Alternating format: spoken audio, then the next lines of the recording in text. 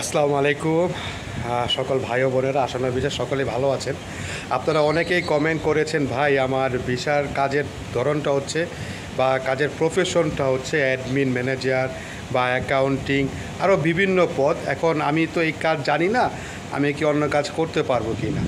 তো দেখেন, আপনাদের কাছে প্রফেশন ব্যাপারে আমি যেটা বলি, আপনারা যে প্রফেশনে আসতেছেন বর্তমানে ফ্রি ভিসাতে, আপনারা ওই কোম্পানির কাজটাই আপনি করতে পারবেন 6 মাসের এনওসি নিয়ে। আপনি যে কাজটা জানেন সেই কাজটা করতে পারবেন, কিন্তু 6 মাসের এনওসি নিয়ে কোম্পানি যদি রাজি থাকে এনওসি নিয়ে আরেক কোম্পানিতে করতে পারবেন। ঠিক আছে, এটা হচ্ছে একটা বিষয়। আর আরেকটা যেটা আছে, আপনার কোম্পানি এগ্রি থাকতে হবে কিন্তু। ঠিক আছে, কোম্পানি যদি এগ্রি না থাকে তাহলে কিন্তু কখনোই পারবেন না। আর অনেকে বলছেন যে এটা আমি কি কেন বলি যে না, বিষয়টা চেক করার জন্য। দেখেন, আপনি যখন ফ্রি ভিসাতে আসতেছেন তাদের জন্য একটু সমস্যাটা বেশি। তখন দেখেন, আপনি দক্ষ অনুযায়ী আপনি একটা জায়গায় যখন জব নিতে যাবেন, ভালো একটা কোম্পানিতে, ভালো একটা হোটেলে হোক, যে কোনো জায়গায় হোক, আপনি কাজটা জানেন। বা আপনি মনে করেন একজন শেফ হতে পারেন, আপনি মনে করেন যে ওয়েটার বয় হতে পারেন, কিন্তু আপনি যে কাজটা জানেন প্রপারলি ওয়েতে, আপনি যেই কাজটা আপনি যখন করতে যাবেন আরেক জায়গায়, যখন ইন্টারভিউ সিলেক্টও যদি হন, তখন কিন্তু আপনার ভিসার প্রফেশনটা কিন্তু মিল থাকে না। এই কারণে কিন্তু তারা নিচ্ছে না। আপনি যদি না জানেন, আপনি কাতারে যদি কেউ থাকে আপনি জিজ্ঞাসা করবেন। আপনি যে ভিসার প্রফেশন যদি আপনার কাজের সাথে মিল না থাকে, আপনি যে বড় বড় যে কোম্পানিগুলি আছে সেটা কিন্তু রুলস মেনে কিন্তু তারা নেয়।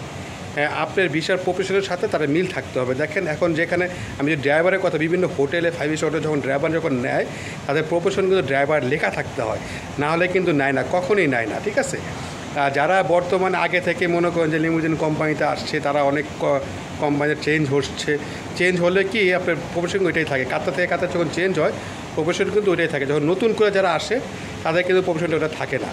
বা অনেক পুরাতন লোক যারা আসতেছে তাদেরও দেখবেন পেশাটা কিন্তু ড্রাইভার লেখা থাকে না। তারা কিন্তু ওই এনওসি সিস্টেম করে কাজটা করতে হয়। 6 মাসে এনওসি নিয়ে আবার 6 মাস শেষ হলে আবার 6 মাস এনওসি করতে হয়।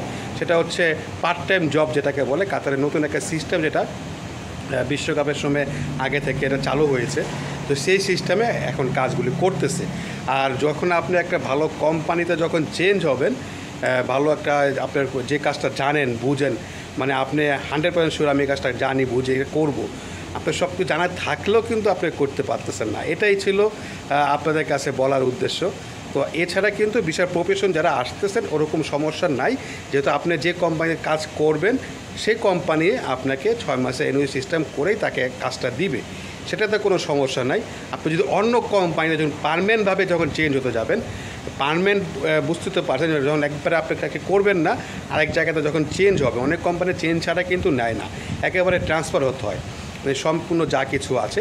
তখন ওই ট্রান্সফার করতে গেলেই কিন্তু ওই তারা নিচ্ছে না, নেয় না আর কি। ট্রান্সফার হতে পারবেন, নেয় না। তখন কিন্তু আগে একটা অপশন ছিল যে আপনি ভিসার প্রফেশনটা চেঞ্জ করা যায়, কিন্তু এখন কিন্তু সাথে সাথে কিন্তু চেঞ্জ করে না। আপনি হয়তো বা বছর 2 বছর পরে সরকার চেঞ্জ করার অনুমতি দেয়, এর আগে দেয় না। কারণ তারা ডাইরেক্টলি বলে দিয়েছে সরকার, কাতারের সরকার, যে আপনার ভিসা প্রফেশন ওনাদের জায়গা দরকার সেই ভিসা তারা দিচ্ছে। এখন তারা যদি এখন বর্তমানে তাদের যে ছোটো যে ক্যাটাগরি আছে, লেবার ক্যাটাগরি যেগুলি আছে, লেবার ক্যাটাগরির ভিতরে মনে করেন যে আমরাও পড়ে যাই। ঠিক আছে, এটা হচ্ছে আপনার ড্রাইভার থেকে নিয়ে আরও বিভিন্ন যে কাজগুলি আছে, সেলসম্যান, আরও অনেক কিছু আছে, তারাই কিন্তু সব কিছু ড্রাইভার ক্যাটাগরিতে পড়ে। বা কনস্ট্রাকশন যে সাইটগুলি আছে সব কিছু মিলায় আর কি।